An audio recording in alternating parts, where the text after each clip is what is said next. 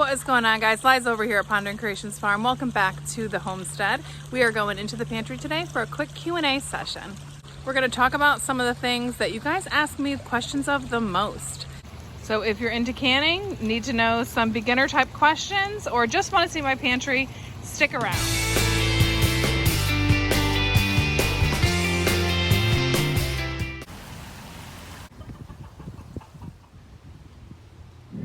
This is our 4th year homesteading, and with every year it gets a little bit easier and we get a little bit better at it. You can see this brown tent back here is where we have the meat birds this year, and that is so high tech compared to what we've done in previous years. That's not what we're here to talk about though. Let's go in and see what's in the cabinets.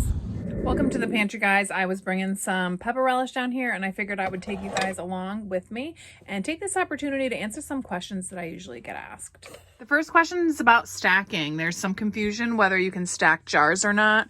From the jar manufacturers, they put out recommendations to use cardboard in between. That way, if you do get a false seal at the bottom one, it can still pop. You can stack without the cardboard layer. You're not following the manufacturer's recommendations and you're taking a risk that you're going to lose your product, but you also get to store more.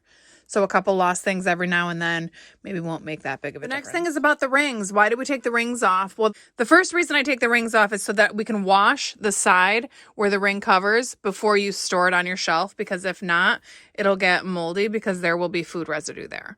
So once you take them off and wash them, you're not supposed to put them back on. There are still old school people that do store things with the rings on, and that's just the risk that they're taking of getting a false seal. A false seal happens when this lid pops up, and because the ring is on there, it's holding it down, so you don't necessarily see that this lid is off. I would just add that the ring is actually to hold the lid on before it gets sealed. Once it's sealed, it doesn't really need that lid anymore. But like I said, there are still old school people that leave it on there. Your kitchen, your rules, you do what works best for you. But I always like to go with what the manufacturer recommends, and that is rings off. Next question I get a lot is, how long does it last? Now, the recommendation is 18 months. However, there's people that are eating preserved food that's 20 years old and they're not, they're saying it tastes just as good. I've never done this. This is our 4th season canning. We have a lot more saved up this season than we ever have, and not very much from last year either, I might add. Back to the storage though, I really haven't needed to store things for longer than 2 to 3 years because I haven't been doing this very long. But there are people that are eating food from 20 years ago and that their grandparents made, or 30 years ago, and the food tastes just as good. Here's the difference though. The nutritional value will start to deplete. It might fade a little bit if it's not stored properly. This same thing of carrots that I have upstairs in my cabinets in my kitchen has already started to fade. Keeping them in a cool, dark place is very important for optimum nutrition and so that the food doesn't fade. You are eating something like taco meat out of a can. The recommendations are actually boiling things for 10 minutes, but corn, meat, seafood, and spinach, they said to go ahead and give the 40 minutes to. Does everybody do that? Probably not. I do.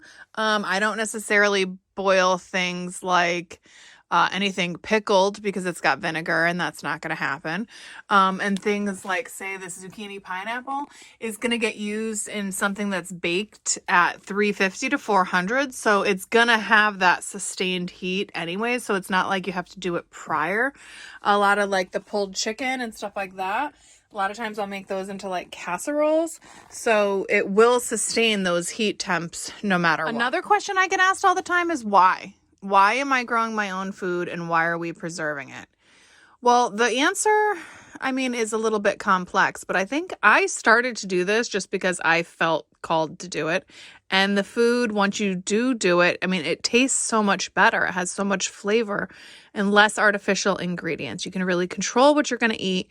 And if you have health issues in your family or gut issues, it does solve a lot of those problems, because I'm not sure what is in the food at the grocery store. And I do know what's in this. The reason we started doing this is to be as low or no waste as we possibly can. So with doing this with our food, yes, we had the initial investment of all all these jars, but we don't really have any recycling at the curb anymore where we have to get rid of stuff because now this gets washed and reused. I think sustainability is really important because we are so based on going out and being a consumer society, when in reality, you can grow everything you need at home. Just having the seeds will ensure that you have food to grow in the upcoming years should anything happen in the world. Let me know if you guys have any questions down below about anything that we have here. Like I said, what I was just adding was some pepper relish, and the next project I have going in here is more potatoes, and then I'm going to make an apple scrap pepper jelly, which is actually the video I was going to bring you guys today, but I'm going to push it off till next week. And tune back in next week for instructions on how to make apple pepper jelly.